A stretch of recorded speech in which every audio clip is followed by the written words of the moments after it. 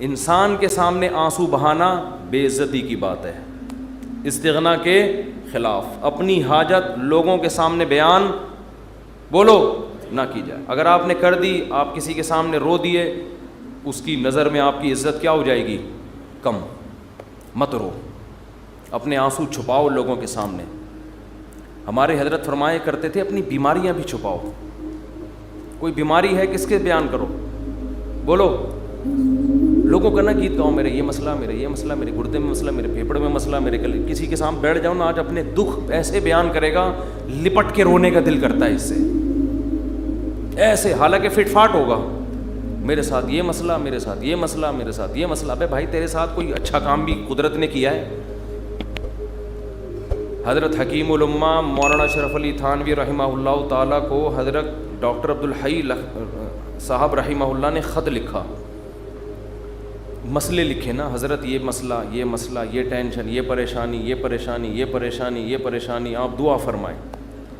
تو انہوں نے لکھا، افسوس ساری ناشکری کی باتیں لکھی ہیں، شکر کا ایک جملہ بھی بولو نہیں لکھا۔ پہلے شیخ اس طرح کے ہوتے تھے کہ آپ کے اندر جو فالٹ ہے نا اس کی اصلاح کرتے تھے، اب بھی ہوتے ہیں، بہت سے لوگ اچھے ہیں، لیکن بہت سے ڈرامے بازی بھی آ گئی ہے اس میں۔ آج ایک آدمی نے مجھے بتایا کہ اچھا بھلا ایک رشتہ ہو رہا تھا میرا، تو لڑکی کے ابا جو ہیں ان کے کوئی شیخ، ان کے کوئی بزرگ ہیں، ان لڑکی کے ابا نے بزرگ سے پوچھا کہ میری بیٹی کے لیے فلاں کا رشتہ آ جائے، بزرگ نے استخارہ نکال کے منع کر دیا۔ یہ بھی ایک مبالغہ ہے، غلو ہے۔ اپنے بچوں کی شادی میں اپنے شیخ سے پوچھنے کی آپ کو ضرورت؟ دیکھو شیخ پیر و مرشد کا مطلب کیا ہوتا ہے؟ وہ آپ کو اللہ اللہ سکھائے، آپ کو دین کی باتیں سکھائے، آپ اس سے شریعت سیکھو، اللہ سے تعلق سیکھو۔ شادی بھی اپنی مرضی سے کرو، آپ ہر چیز میں شیخ سے پوچھا جا رہا ہے، تو بھائی وہ آپ کے گھر کے حالات آپ سے زیادہ نہیں جانتا۔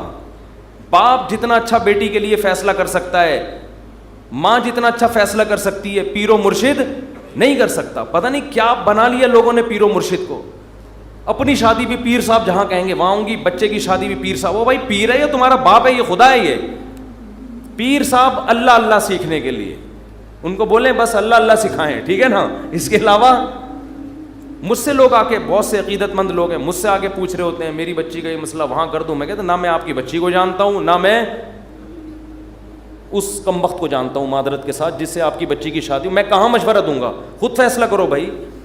تو اتنا زیادہ اپنے گھروں میں یہ جو پیر و مرشد ٹائپ کی چیزیں ہیں، جو اور ایک نمبر پیر ہوگا نا وہ یہی مشورہ دے گا، کہے گا بھائی اللہ اللہ سیکھو، مجھے کیا پتا کہ آپ نے کہاں شادی کرنی ہے کہاں نہیں کرنی ہے، تو آپ کا گھریلو معاملہ ہے۔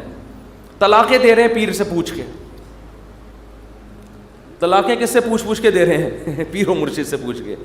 تو کہاں سے کہاں بات چلی جاتی ہے۔ تو میں یہ عرض کر رہا تھا، دیکھو مخلوق کے سامنے رونا، رو لیتا ہے انسان، کبھی پریشان ہوتا ہے تو رو لیتا ہے، ہر ایک میں توکل برداشت ایک جیسی نہیں ہوتی، لیکن اللہ کو مخلوق کے سامنے رونا پسند بولو نہیں ہے۔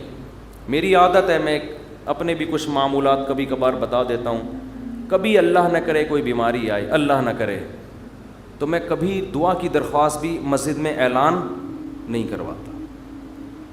جیسے 8-10 سال پہلے مجھے ملیریا ہو گیا تھا، کافی رمضان میں ہوا، کافی بیمار، اور ملیریا بھی اپنی حماقتوں سے ہوا، احتیاط نہیں کی، اور ہو گیا تو بھی ٹیسٹ نہیں کرایا۔ فنٹر گیری چل رہی تھی اس وقت، تھوڑی انسان ذرا اور ینگ ہوتا ہے تو فنٹر پنا اس میں زیادہ ہوتا ہے، ٹیسٹ کروا لیتا، ٹائم پہ علاج ہو جاتا تو مسئلہ نہیں بنتا۔ بخار ہوا، اتر رہا ہے، چڑھ رہا ہے بخار، فنٹر گیری میں ہی ہم زندگی گزار رہے ہیں، وہ بہت ہی خطرناک ہو گیا۔ یہاں مؤذن، میں مارکیٹ سے شارٹ ہو گیا، 10-12 سال پرانی بات ہے۔ مارکیٹ سے جب بھی کوئی چیز شارٹ ہوتی ہے جو ہر وقت اویلیبل ہو تو لوگوں کو ٹینشن ہوتی ہے۔ مؤذن صاحب نے یہاں اعلان کر دیا امام صاحب کی طبیعت بہت خراب ہے، تمام حضرات سے دعاؤں کی درخواست۔ میں نے مؤذن صاحب کی کھچائی کی، میں نے کہا میں نے آپ کو کہا ہے کہ آپ پبلک کو بتائیں کہ امام صاحب کی طبیعت خراب ہے، کیا ضرورت ہے شور مچانے کی؟ طبیعت کا ٹھیک ہونا، طبیعت کا خراب ہونا، یہ سب چیزیں نیچرل ہیں، نارمل ہیں، کبھی ٹھیک ہوگا، کبھی خراب ہوگا، کبھی مرے گا، کبھی جیے گا، ہر چیز کی مسجد سے اناؤنسمنٹ۔ پھر لوگوں کے فون آنا شروع, سنا ہے آپ بیمار ہو گئے, وہ ایک درد سر بن جاتے ہیں انسان کے لیے. صرف ان لوگوں کو انسان بتا دے, اپنے چند بزرگوں کو, جن سے اسپیشلی دعا کی درخواست کی جا سکتی ہے. بھئی طبیعت خراب ہے, آپ سے کہہ رہا ہوں کہ آپ میرے لیے دعا کریں. شور مچانے کی, لوگوں میں پبلش کرنے کی اس کو کی ضرورت نہیں ہے, یہ اللہ کو پسند نہیں ہے یہ عادتیں. آج اب دیکھو آبادی بڑھ رہی ہے نا, میں ہر نماز میں کوئی پرچی آ رہی ہوتے, میرے فلاں کا بیمار ہے ان کے لیے دعا کرا دیں, میرے چچا کی طبیعت خراب ہے ان کے لیے دعا کرا دیں, میرے فلاں کا انتقال ہو گیا ان کے لیے دعا کرا دیں. اس کا کیا ہوتا ہے, میرے دماغ میں ان کا نام رکھنا مشکل ہو جاتا ہے. نام رکھنا کیا ہو گیا, الحمدللہ اللہ کا گلے کا توخ, ایک توخ ختم ہو گیا. تو ایک دن ایسا ہوا, فجر کے بعد پرچی, ظہر کے بعد پرچی. اب میں پوری نماز میں بندے کا نام دماغ میں رکھا ہوا ہے کہ وسیم سجاد جو حلیم کی دیگ والے ہیں, ان کی طبیعت سیٹنگ چل رہی, نماز کے بعد دعا کرانی, کیونکہ نہیں کرو پھر لوگ ناراض ہوتے ہیں, آپ کو بولا تھا ان کے لیے دعا کراؤ. یا تو پرچی وہاں لے جا کے رکھ دیں نا, زبانی میں اور ٹینشن. تو ایک دن ایسا ہی ہو گیا, مجھے پاس ایک ظہر میں ایک صاحب آئے کہ جی وہ فلاں کی طبیعت خراب ہے. میں نے کہا یار میں ہول سیل کے حساب سے دعا مانگ لوں گا, اے اللہ جس کی بھی طبیعت خراب ہے ٹھیک کر دے یا عافیت سے اٹھا لے. یہ تو نہیں میں نے کہا, خیر ٹھیک کر دے اس کو, اور جو دنیا سے جا چکے ہیں اللہ ان سب کی, یہ تو چلتا رہے گا بھائی, کوئی مرے گا کوئی جیے گا. امام کو کیا مرغا بنایا ہوا ہے, کیا بنایا ہوا ہے آپ لوگوں نے امام کو, پورے محلے کی رپورٹیں اس کو, ہر گھر میں وہ فلاں بیمار فلاں. میں نے کہا, انہوں نے کہا نہیں, اجتماعی دعا میں یہ ہوتا ہے اللہ ہو سکتا ہے کسی کی سن لے, اللہ ہو سکتا ہے کسی کی سن لے. شاید وہ ادھر کونے میں ایک بندہ بیٹھا ہوا اس کی ٹھا کر کے اوپر. میں نے کہا دیکھو دعا اس کی زیادہ قبول ہوتی ہے جو درد دل سے مانگتا ہے, اور درد دل سے آپ کے ریلیٹو مانگیں گے. کسی کو کیا پتا کہ سجاد حلیم والا کون ہے, وسیم کباڑ والا کون ہے, سلیم گولے گنڈے والا کون ہے, اور شریف پنچر والا کون ہے, کسی کو کیا پتا یار. جب اس طرح دعائیں مانگیں گے لوگ کہیں گے اللہ ہے وہ ٹھیک کر دے, تیری مرضی, نہیں بھی کر تو کوئی اتنی بڑی ٹینشن والی بات نہیں ہے. آپ اپنے خاص محبت والے چاہنے والوں کو بتایا کرو. کوئی بزرگ ہیں جن سے تعلق ہے, یا امام سے خود کہہ دو کہ مفتی صاحب میرے فلاں کی طبیعت خراب ہے, آپ دعا کر دیں, کیونکہ آپ کو عقیدت ہے امام صاحب سے, شاید ان کی دعا, تو انسان کھڑے کھڑے وہی دعا کر دے. یہ سنت ہے. صحابہ نبی کے پاس آ کے یہ نہیں کہتے تھے کہ مسجد نبوی میں فلاں کے لیے دعا کروا دیں.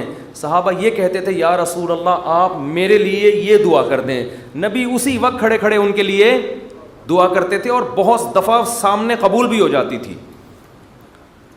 نبی صلی اللہ علیہ وسلم نے ایک دفعہ ارشاد فرمایا کہ میری امت کے 70,000 لوگ بغیر حساب کتاب کے جنت میں داخل ہوں گے جو اللہ پہ بہت زیادہ توکل کرتے تھے.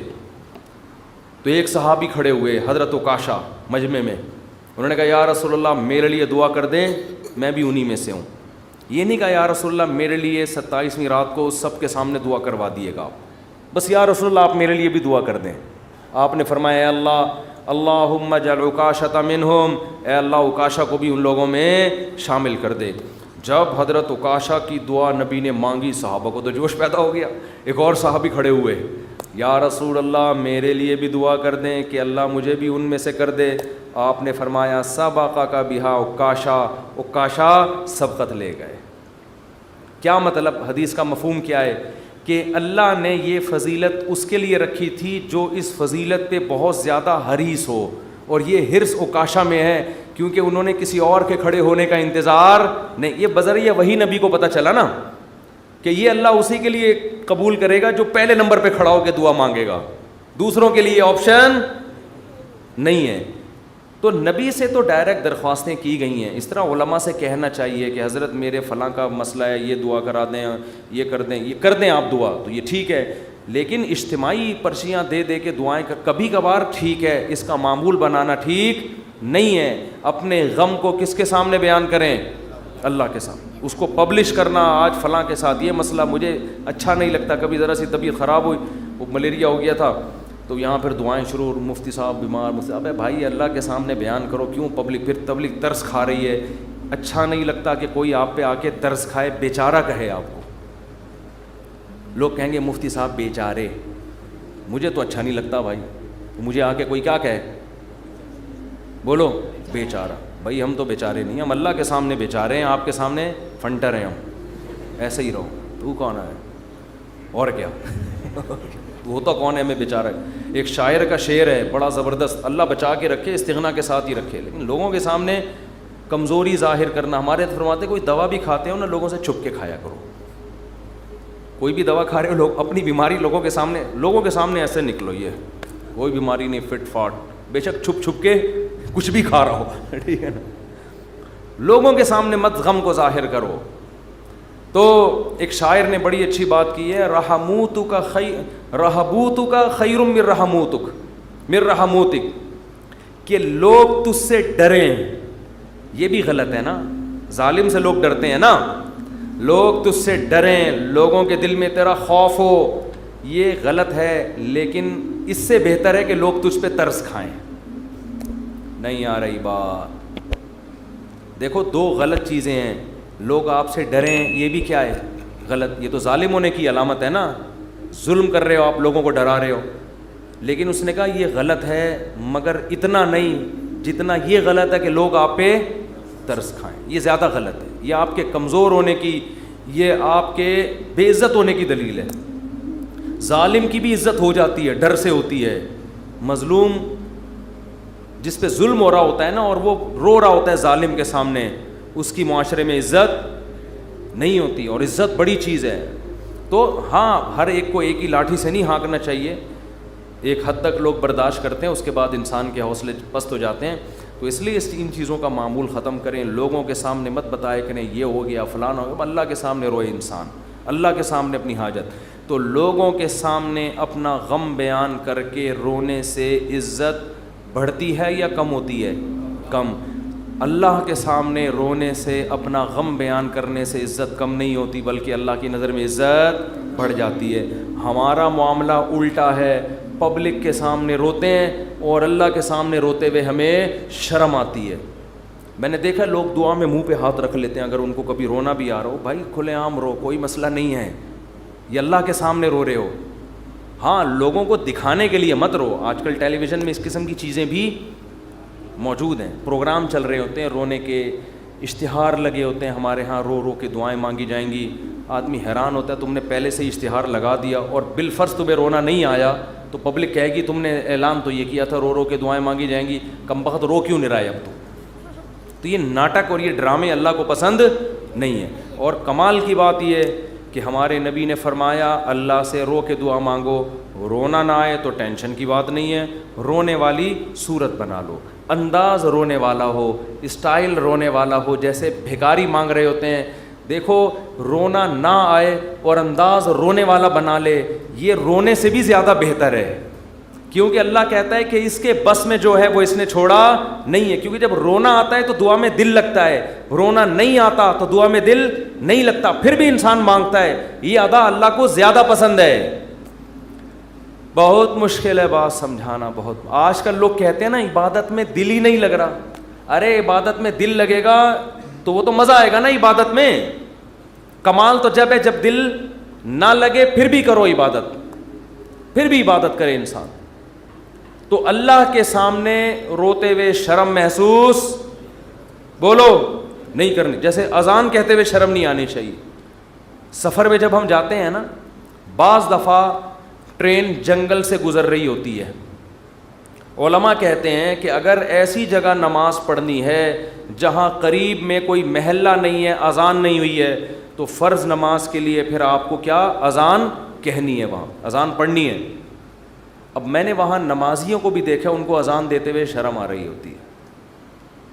ٹرین میں اذان دیتے ہوئے لوگ کیا کہیں گے, ملا. لوگ کیا کہیں گے, ملا کہیں گے. ابے یہ تو پورا ملا نکلا. ہمارے محلے میں ایک صاحب کا رشتہ ٹوٹا اسی چکر میں. اچھا بھلا نوجوان, فٹ فاٹ, کھاتا پیتا, خوبصورت آدمی. اس کے لڑکی والے آ گئے گھر میں منگنی کرنے کے لیے, اتنے میں اذان کیا. لڑکا گھر میں نہیں تھا, اذان کی آواز آئی. اب لڑکے والوں نے فخر سے بتایا کہ پتہ ہے ہمارا بیٹا اذان دے رہا ہے, یہ جو اذان ہے نا یہ ہمارا بیٹا دے رہا ہے. لڑکی والوں نے کہا ابے یہ تو ملا نکلا. یہ کیا نکلا؟ یہ سچا واقعہ بتا رہا ہوں. اس بیس پہ انہوں نے رشتہ توڑ دیا. تو کل قیامت میں پتہ چلے گا بھائی, اللہ کہے گا جاؤ ان لبرل لوگوں کے ساتھ اسی جہنم کی آگ میں جاؤ. وَإِذَا نَادَيْتُمْ إِلَى الصَّلَاةِ اتَّخَذُوهَا هُزُوًا وَلَعِبًا. قرآن کہتا ہے جب تم اذان دیتے ہو تو یہود و نصارہ اس اذان کا مذاق اڑاتے ہیں. تو اللہ کا نام آسمانوں میں بلند کرتے ہوئے ہمیں شرم محسوس نہیں کرنی چاہیے. اس لیے کبھی جنگل میں, ٹرین میں, جہاں ٹرین اگر اسٹیشن پہ ہے تو اذان کی ضرورت نہیں ہے, لیکن اگر جنگل میں ہے اور آپ نے فرض نماز پڑھنی ہے تو ایسے ٹرخانے والے طریقے سے نماز نہ پڑھا کرو, بلکہ پراپر طریقے سے کھڑے ہو کر قبلہ تلاش کرو کدھر ہے, پراپر طریقے سے اذان دو. اس میں اگر شرم آ رہی ہے تو اور زیادہ دو, ٹھیک ہے نا. اللہ کو بتاؤ کہ اللہ ان کمبختوں کو نماز چھوڑتے ہوئے شرم نہیں آ رہی, تو مجھے تیرا نام بلند کرتے ہوئے شرم کیوں آئے گی. اذان بہت بڑی عبادت ہے, اللہ کی کبریائی آسمانوں میں بلند ہوتی ہے. اور ایک بات اذان پہ آئی ہے تو یہ بھی بتا دوں, اذانیں بہت لمبی کھینچنا یہ سنت نہیں ہے. آج کل اذان شروع ہوتی ہے, اللہ وہ اتنا کھینچتا ہے اذان کو, اتنا کھینچتا ہے, یہ مد کہیں بھی ثابت نہیں ہے اذان میں. دیکھو اللہ اکبر میں جو الف کی مقدار ہے نا, اللہ, یہ اللہ ہی ہے بس, اللہ نہیں ہے کہیں بھی. تجوید کی روح سے ادھر مد بنتا ہی نہیں ہے. ہاں جب آپ کہتے ہیں حی علی الصلاح تو یہاں مد ہے, صلاح کو کھینچ سکتے ہیں, حی کو نہیں کھینچ سکتے. حی علی الصلاح, لوگ کیا کریں حی علی الصلاح, عجیب عجیب اذانیں ہو رہی ہیں. ایک دفعہ ہم کہیں گئے نماز پڑھنے کے لیے, تو اذان جب شروع ہوئی نا تو وہ کہنے لگے ایسے اسٹائل میں اذان کے, میں ابھی بتاؤں گا تو پھر وہ میم بن جائے گی اس پہ. تو بس وہ خود ہی سوچ لیں. ہم لڑکے بیٹھے تھے, ہم کو ہنسی آنے لگی. ہم نے کہا یہ کیا کر رہے, پتہ نہیں اذان دے رہے کیا کر رہے. ایک امام نماز پڑھا رہے تھے, السلام, پوری نماز صحیح پڑھائی. جب وہ سلام پھرنے لگے تو السلام علیکم ورحمۃ اللہ. ہم نے کہا یار اچھا بھلا السلام علیکم ورحمۃ اللہ پڑھ رہے تھے, السلام علیکم ورحمۃ اللہ کر کے ادھر گھما. عجیب, نہ قرآن سیکھتے ہیں نہ اذان سیکھتے ہیں. جس کو کھڑا کر دو لے جا کے بس وہ شروع کر دیتا ہے. ایک امام کے پیچھے ہم نے نماز پڑھی دیہات میں, وہ پوری سورہ فاتحہ غلط پڑھ رہے تھے لیکن ان کو توئیں پڑھنا آتا تھا. بس انہوں نے نورانی قاعدے میں توئیں کا لفظ اچھی طرح سیکھ لیا تھا. تو ہوتا ہے, یہ تا نہیں ہوتا. باقی کچھ سیکھا نہیں انہوں نے. اب وہ نماز پڑھا الحمدللہ رب العالمین, حمدو کو پڑھ رہے ہیں حمدو, ہم نے برداشت کر لیا. اہدنا الصراط, صاد نہیں نکل رہے, لیکن جہاں تو آئے گی نا کہتے ہیں اہدنا الصراط المستقیم.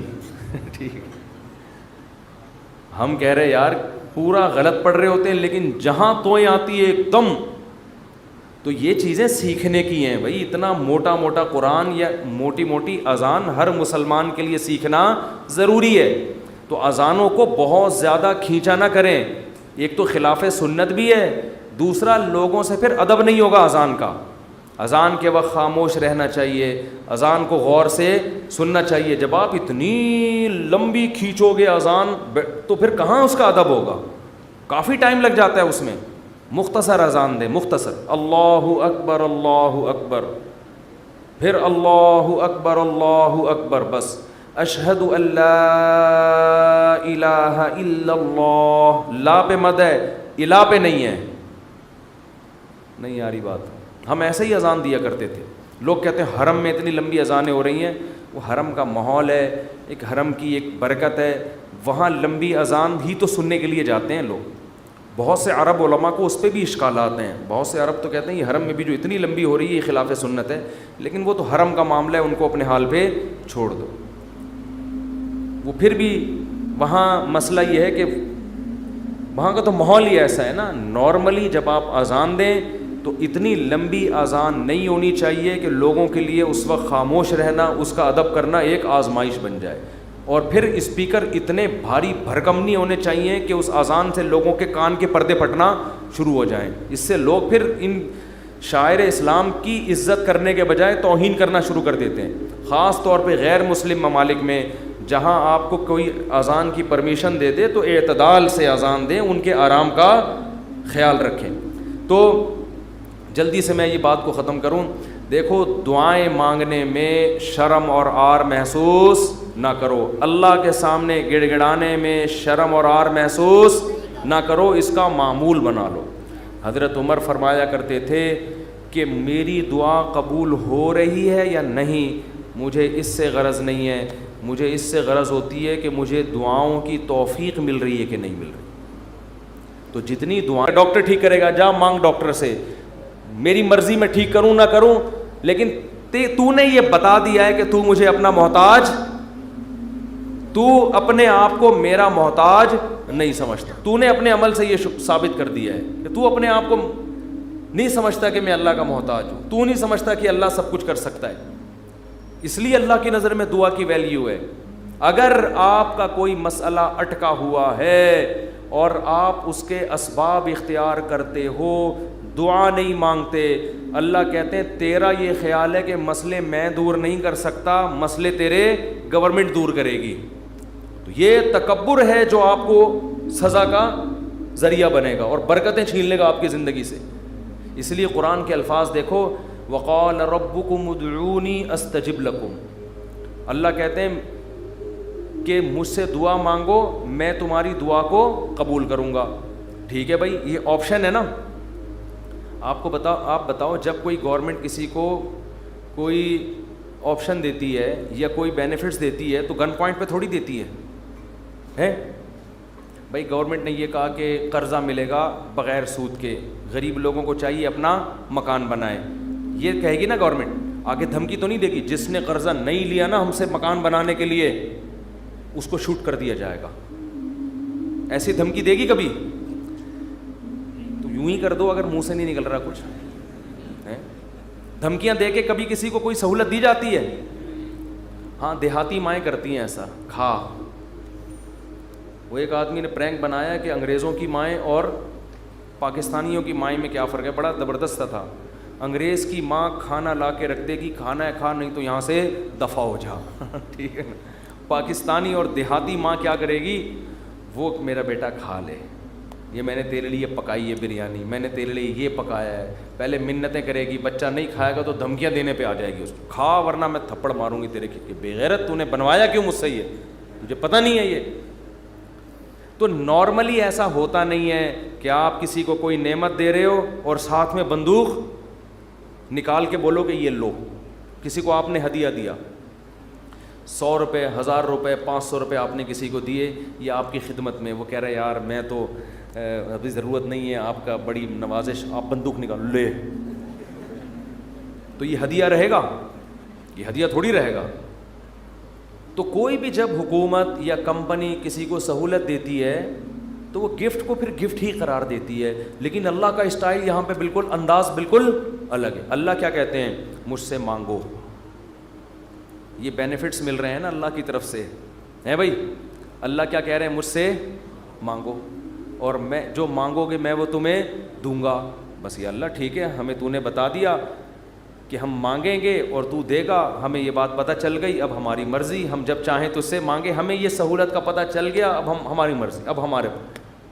کہتے ہیں اٹس اپ ٹو یو, کہتے ہیں نا یہ اب آپ کے اوپر ہے, آپ مانگے یا نہیں مانگے. نہیں, آگے اللہ نے بندوق نکال لی ہے. ٹھیک ہے نا, بندوق نکال لی. اللہ کہتے ہیں ان الذین یستکبرون عن عبادتی, یاد رکھو مجھ سے مانگنے میں تکبر کیا.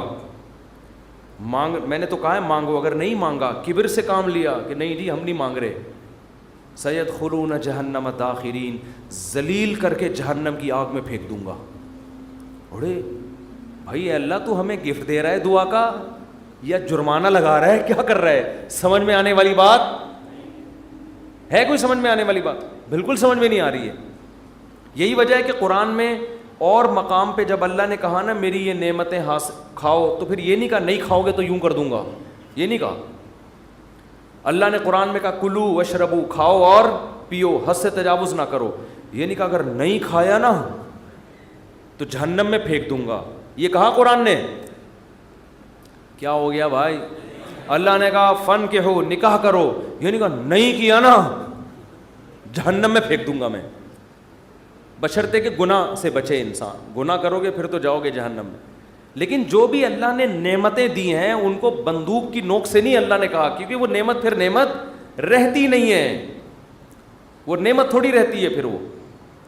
لیکن یہاں اللہ کیا کہہ رہے ہیں, مجھ سے مانگو میں تمہیں دوں گا. ہم خوش ہو گئے, زبردست, اللہ کی طرف سے انعام مل گیا, ٹھیک ہے جب سہولت سے ٹائم ملے گا تو مانگ لیں گے, موڈ ہوگا, اور نہیں بھی مانگا تو اللہ نے بس ایک آپشن دیا ہے کہ مانگو گے تو ملے گا. لیکن اللہ نے کیا کیا, انداز دیکھو, کہا کہ اگر نہیں مانگا تو جہنم میں ذلیل کر کے داخل کر دوں گا. سوال پیدا ہوتا ہے, اللہ یہ تو گفٹ دے رہا ہے یا ہمیں ڈرا رہا ہے, آزمائش میں ڈال رہا ہے؟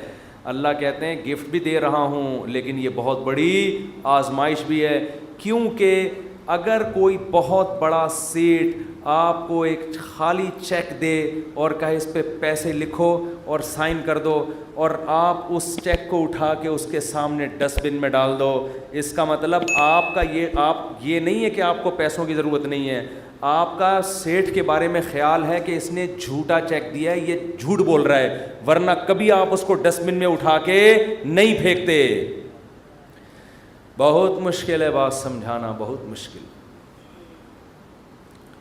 آپ غریب ہیں, کھانے کو روٹی نہیں ہے, ایک سیٹھ نے آ کے آپ کو ایک سونے کی ڈلی پکڑا دی, کہا لے موج کر, یہ کروڑوں روپے کی ہے. آپ نے اٹھا کے اس کو آپ نے کہا آپ نے اچھی آفر کی مجھے, بہت اچھا تحفہ ہے, بہت خوشی ہوئی, اب آپ جا سکتے ہیں. بیگم سے کہا اس کو کچرے میں پھینک دو. سیٹھ کو پتہ چلے گا نا تو وہ کہے گا بیٹا تو اتنا بڑا سیٹ تو ہے نہیں کہ تجھے اس کی ضرورت نہ ہو, یہ تو میں جانتا ہوں, کھانے کو تیرے پاس روٹی نہیں ہے, یہ جو تو نے اس کو ڈسٹ بن میں پھینکا ہے نا, یہ اس کی علامت ہے تو مجھے جھوٹا سمجھتا ہے کہ میں نے تجھے جو سونے کی ڈلی دی ہے وہ سونے کی نہیں ہے, اس پہ سونے کا پانی چڑھا ہوا ہے. تو یہ کس کے جھوٹ بولنے, یہ اصل میں تم میرے اوپر الزام لگا رہے ہیں. اللہ کہتے ہیں مانگو. اللہ کو پتہ ہے کہ ہم سب محتاج ہیں, ہمارے درجنوں مسائل ہیں, ایسا دنیا میں کوئی نہیں ہے جس کے سارے مسئلے حل ہو گئے. مسئلہ حل ہوتا ہے تو 20 مسئلے پیدا کر کے حل ہوتا ہے وہ. اب دیکھو کتنے مسائل ہیں, کسی کوئی بے روزگار ہے, پیسے نہیں ہیں, پیسے آ گئے تو خطرات بڑھ گئے, ڈکیتی کا خطرہ, پیسے آ گئے تو 10 مسائل کھڑے ہو گئے, اور کوئی مسئلہ کھڑا ہو گیا, گردے کا مسئلہ ٹھیک ہوا, ہارٹ کا پیشنٹ بن گیا, اور 20 قسم کے مسائل ہیں نا. سب کچھ ٹھیک ہے تو پھر بھی سکون نہیں ہے زندگی میں, نیند نہیں آ رہی, نیند کی گولیاں کھا کے سو رہے ہیں. دنیا میں ٹینشن لیس آدمی کوئی بھی نہیں ہے. اب اللہ نے کہا مانگو. اب ہمیں اللہ نے بلینک چیک دے دیا ہے کہ جو لکھو گے میں دے دوں گا تمہیں. آپ نے اللہ کی اس آپشن کو, اللہ کی اس نعمت کو اٹھا کے ڈسٹ بن میں پھینک دیا. آپ ہر ایک کے در پہ جا کے اپنی حاجتیں بیان کرتے ہو, کبھی تھانے میں پہنچے ہوئے ہوتے ہو, کبھی ڈی سی آفس پہنچے ہوئے ہوتے ہو, کبھی ڈی ایس پی کے پاس پہنچے ہوئے ہوتے ہو, کبھی وزیر اعظم سے رابطے کی کوشش میں, کبھی مسجد کے امام سے آ کے کہہ رہے ہوتے چڑیل آ گئی ہے, کوئی دم درود کر کے اس کو بھگا دو گھر سے. 10 قسم کے, لیکن اللہ کا دروازہ کھٹکھٹانے کے لیے تیار نہیں ہو تو یہ اس کی علامت نہیں ہے کہ آپ کے مسائل حل ہو گئے. یہ اس کی علامت ہے کہ آپ نے اللہ کی آفر کو ہلکا سمجھا ہے, اللہ کو معاذ اللہ آپ نے جھوٹا سمجھا ہے, اللہ کو معاذ اللہ آپ نے اس کے بیان کو سیاسی بیان سمجھا ہے. لیکن جو ایمان والے لوگ ہیں وہ اللہ کی اس آفر سے فائدہ اٹھاتے ہیں. کتابوں میں لکھا ہے کہ یعقوب علیہ السلام کے بیٹے جب ان سے بچھڑے تھے, اتنی اللہ سے دعائیں مانگی کہ ان کے گھٹنے سجدے میں گر گر کے دعائیں مانگ مانگ کے ان کے گھٹنوں اور بازوؤں پہ نشان پڑ گئے تھے. وہ انبیاء بہت دعائیں مانگتے ہیں, ہر بات میں دعا, ہر بات میں دعا. قرآن کہتا ہے مجاہدین جو میدان جنگ میں لڑائی کے لیے اترتے ہیں وہ کیا دعا مانگتے تھے؟ ربنا افرغ علینا صبرا وثبت اقدامنا, اے اللہ ہمارے اوپر صبر کو انڈیل دے, ہمارے قدموں کو مضبوطی سے جما دے اور ہمیں ان دشمنوں پر فتح دے. تمام اسباب وسائل کے ساتھ اترے ہیں مگر دعائیں کس سے مانگ رہے ہیں؟ اللہ سے. بدر میں دیکھو اللہ نے ہمارے نبی سے وعدہ کیا تھا مدد کروں گا, لیکن صحابہ کہتے ہیں نبی پوری رات مصلے پہ سجدے میں روتے رہے ہیں, اللہ سے مدد کی دعائیں مانگتے رہے ہیں. حالانکہ اللہ نے تو مدد کا وعدہ کیا ہے, پھر بھی مانگ رہے ہیں اے اللہ اگر یہ 313 شہید ہو گئے تو تیری دنیا میں عبادت کرنے والا کوئی بھی نہیں ہوگا. اللہ کو واسطے بھی دے رہے ہیں. جہاں پیغمبروں کے ساتھ کوئی زکریا علیہ السلام کی اولاد نہیں, اللہ سے اولاد مانگ رہے, پوری زندگی اسی میں گزر گئی, بڑھاپے میں جا کے اولاد ملی ہے. تو سارے پیغمبروں کا اللہ نے یہی تذکرہ کیا, ہر بات میں دعا. سلیمان علیہ السلام جو حاجت پوری ہو رہی ہے فوراً کیا کر رہے ہیں, اللہ سے دعا. ایوب علیہ السلام پریشانیوں میں, زندگی ٹینشنوں میں, بیماریوں میں, قرآن کہتا ہے اللہ سے ہاتھ اٹھا کے دعائیں مانگتے تھے. انی مسنی الضر, اے اللہ بہت پریشانی میں ہوں. انت ارحم الراحمین, تو سب سے زیادہ رحم کرنے والا. پیغمبروں کو اس سے غرض نہیں ہوتا, اس سے غرض نہیں ہوتی کہ دعا قبول ہو رہی ہے یا نہیں ہو رہی. وہ کہتے ہیں ہم مانگتے رہیں بس, ہمارا کام کیا ہے. اور یاد رکھو جب قبول نہ ہو رہی ہو نا پھر مانگنے کا مزہ ہے. مزہ کب ہے؟ آپ کے کیسی الٹی الٹی باتیں کرنے کے لیے مصطفیٰ نے بلایا ہوا ہے. قبول نہ ہو رہی ہو نا تو پھر ہے مانگنا, تبھی تو یہ اس کی علامت ہے کہ آپ کا اللہ پہ ایمان ہے اور وہی قبول ہوتی ہے. بعض دفعہ آپ اللہ سے جو چیز مانگتے ہیں اللہ وہ نہیں دیتا, اس کا آلٹرنیٹ دے دیتا ہے. ایک صاحب کا فون آیا, مجھے کسی سے عشق ہوا ہے اور میں دعائیں مانگ مانگ کے تھک گیا پھر بھی نہیں ہو رہی شادی. آج کل تو لڑکوں کے یہی مسائل ہیں, مانگ مانگ کے دعائیں تھک گیا.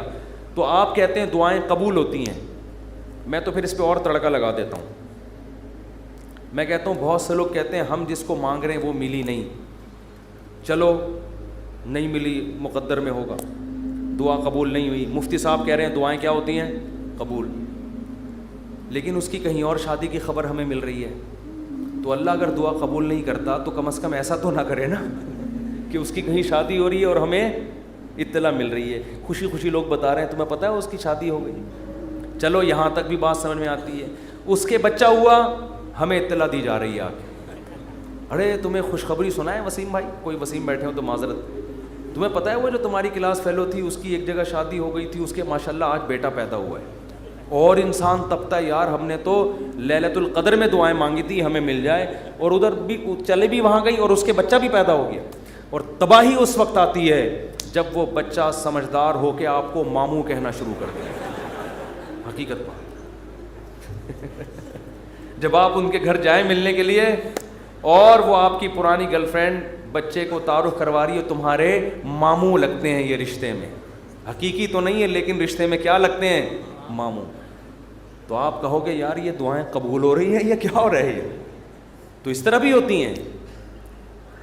تو ایسے لوگوں کو میں کہتا ہوں کہ جو یہ مایوس ہوتے ہیں نا یہ قبول تو نہیں ہو رہی, او بھائی تو دنیا میں ایک ہی عورت پیدا ہوئی ہے کیا؟ اللہ کے علم میں یہ بات تھی کہ وہ تیرے لیے نقصان دہ تھی, ہر چیز تمہارے لیے نہیں ہے. قرآن کیا کہتا ہے, آسان تکرہوا شیئن, بہت سی چیزوں کو تم پسند نہیں کرتے لیکن اللہ نے اس میں خیر رکھی ہوتی ہے. بہت سی چیزوں کو تم پسند کرتے ہو اللہ نے اس میں تمہارے لیے خیر نہیں رکھی ہوتی. واللہ یعلم, اللہ کہتے ہیں مجھے پتہ ہے, وانتم لا تعلمون, تم جاہل ہو, تم نہیں جانتے. اللہ سے آگے نکلنے کی کوشش مت کرو. سورہ کہف میں واقعہ نہیں ہے کیا کہ حضرت خضر علیہ السلام نے ایک نوجوان بچے کو قتل کر دیا تھا. موسیٰ علیہ السلام نے پوچھا کیوں مارا, ان میں ماں باپ کا کیا قصور تھا؟ فرمایا یہ بچہ بڑا ہو کر ماں باپ کا باغی بنتا, اس لیے اللہ نے اٹھا لیا اس کو. اور نیک والدین تھے, اللہ ان کو دوسری اولاد دے گا. اب وہ والدین تو رو رہے ہوں گے ہائے ہمارا بچہ اللہ نے چھین لیا ہم سے. بھئی اللہ کے علم میں یہ بات ہے کہ اس کے کا نعم البدل اللہ تمہیں عطا کرے گا اور وہ ایسا ہوگا جو تمہاری خدمت کرے گا. تو ہمیں نہیں پتا, کچھوں کے اولاد نہیں ہوتی وہ پریشان ہے, ہو کیوں نہیں رہی, اسی میں خیر ہے. کیا بھروسہ کوئی اولاد ہو اور وہ آپ ہی کا سر بجانا شروع کر دے. وہ آپ جو جیسا چل رہا ہے اللہ سے اچھی امید رکھو, اے اللہ میرے ساتھ یہی ٹھیک, سر پہ بال اگائیں ٹھیک ہیں, نہیں یوں بولا کرو مجھ پہ ٹنڈ سوٹ کرتی ہے اس لیے اللہ مجھے بال نہیں دے رہا. بہت سے لوگوں کا یہ مسئلہ ہے بال ہی نہیں اگ رہے, مالشیں کر کر کے, زیتون کی مالشیں, یہ آملہ کھا لیا انہوں نے, لگانے کے بجائے نا کھانا شروع کر دیا انہوں نے نہیں اگ رہے ہیں. ایسے لوگ ایسے گنجے دنیا میں موجود ہیں. مجھ سے آگے پوچھ رہے ہوتے ہیں آپ نے کیا کیا ہے جو آپ کے بال اگائے؟ تو بھائی ہر ایک کے نہیں اگیں گے یہ آزمائش ہے اللہ کی طرف سے. تو اسی میں صبر کرو یار, مر کے کیا ہو جائیں گے, ختم. اسی میں اس پہ روٹیاں پکاؤ. جب ایک بڑا سر ہو نا اور بڑی خوبصورت سی ٹنڈ ہو تو میرا تو دل کرتا ہے اس کو دھوپ میں گرم کر کے اس پہ چپاتیاں مزہ آتا ہے. سر بھی بڑا ہو اور تمیز سے بنا ہوا, تو ایک دم ایک ایسا فیل سا ہوتا ہے. خیر یہ تو مذاق, اس پہ ایڈریس لکھ لو, کبھی گم نہیں ہو گیا آپ. تو اگر اللہ نے ٹنڈ دیے, بہت سے کام اس ٹنڈ سے لیے جا سکتے ہیں. ایڈریس لکھ دو اس پہ, تو اس کا فائدہ یہ ہوگا کہ کبھی بھی گم نہیں ہوگے. خیر یہ تو میں مذاق کر رہا ہوں, لیکن اللہ نے جو آزمائش مقدر کی ہے, کیا کرو بھائی, صبر. خواتین پریشان ہوتی ہیں, بچے مر جاتے ہیں بعض دفعہ بچپن میں. نبی نے کیا فرمایا, جس عورت کا بچپن میں بچہ مر گیا اور اس نے صبر کیا, میں اس کے لیے جنت کی ضمانت لیتا ہوں. بے صبرے لوگ اللہ کو پسند نہیں ہیں. ہم نے اپنے بچپن میں ایسی عورتیں بھی دیکھی ہیں, جوان بیٹا مر گیا, آنسو نکل رہے ہیں ان کے, میں نے خود اپنی آنکھوں سے دیکھا, آنسو نکل رہے ہیں ماں کے, لیکن اللہ سے کہہ رہی ہے, اے اللہ یہ آنسو میرے اختیار میں نہیں ہے, اس لیے رو رہی ہوں, کہیں تو مجھے بے صبرے لوگوں میں شامل نہ کر لینا. میں نے ایسی عورتیں دیکھی ہیں بچپن میں, جوان بیٹا مرا ہوا ہے اور ماں رو کے کیا کہہ رہی ہے, اللہ یہ میرے اختیار میں نہیں ہے اس لیے رو رہی ہوں. دیکھو ایسی عورتیں ہوا کرتی تھیں. اب تو چیخنا, چلانا, واویلا کرنا, شور شرابہ, گھروں میں چیزیں اٹھا کے پھینکنا, اس کو سمجھتے ہیں بڑا نیک آدمی ہے یہ دن. تو صبر کرنے والے پسند ہیں. مانگتے رہو مانگتے رہو مانگتے رہو, اس چکر میں مت پڑو کہ کون سی قبول ہو رہی ہے کون سی نہیں ہو رہی. ہر چیز اللہ سے مانگے. نبی نے فرمایا جوتے کا تسمہ بھی ٹوٹ جائے تو کس سے مانگو, اللہ سے. اس کا مفہوم پتہ ہے کیا ہے, مطلب یہ کہ لوگوں سے مت مانگو, لوگوں سے مت مانگو. ہر حاجت کس کے سامنے پیش کرنی ہے, اللہ سے. پھر قبول ہو جائے ٹھیک ہے, نہیں ہے تو زیادہ ٹھیک ہے. اور میں نے تو اپنی زندگی میں دیکھا ہے بھائی کہ انسان حقیقت میں اللہ سے گڑ گڑا کے مانگتا ہے نا, دعا قبول ہوتے ہوئے نظر آتی ہے اس کو. دیکھو دعا کی حیثیت کیا ہے کہ آپ نے اللہ کے دفتر میں اپنی فائل جمع کرا دی, تسلی ہو گئی, آپ کا کام اب ہو جائے گا, اب آپ ٹینشن نہ لیں. لوگ کہتے ہیں نا گورنمنٹ کے ادارے میں, بھائی ہم نے فائل جمع کرا دی ہے, اب ہمارے بس میں جو تھا وہ ہو گیا, اب یہ پروسیس سے گزرے گی, جو بھی آپ کا پلاٹ آپ کے نام ہونا ہے, گاڑی آپ کے نام ہونی ہے, گھر پہ آپ کو میسج آ جائے گا. اب تمیز سے بیٹھ جاؤ, بار بار جا کے وہاں پوچھتے نہیں رہو فون کر کے, سر میرا کام ہو گیا, سر میرا کام ہو گیا. بھائی فائل, پیشنٹ آپ ہاسپٹل میں, اچھے ہاسپٹل میں اگر آپ داخل کرا دیتے ہو, آپ کہتے ہو وہ بندہ سیو ہے, اب یہ ڈاکٹروں کے حوالے میں نے کر دیا, اب آپ تسلی سے. تو جب آپ دنیا میں تسلی کر لیتے ہو یار پیشنٹ ڈاکٹروں کے حوالے کر دیا, فائل گورنمنٹ کے دفتر میں جمع کرا دی ہے, تو اللہ کے ہاں دعا مانگ کے بھی مسلمان کو تسلی ہوتی ہے.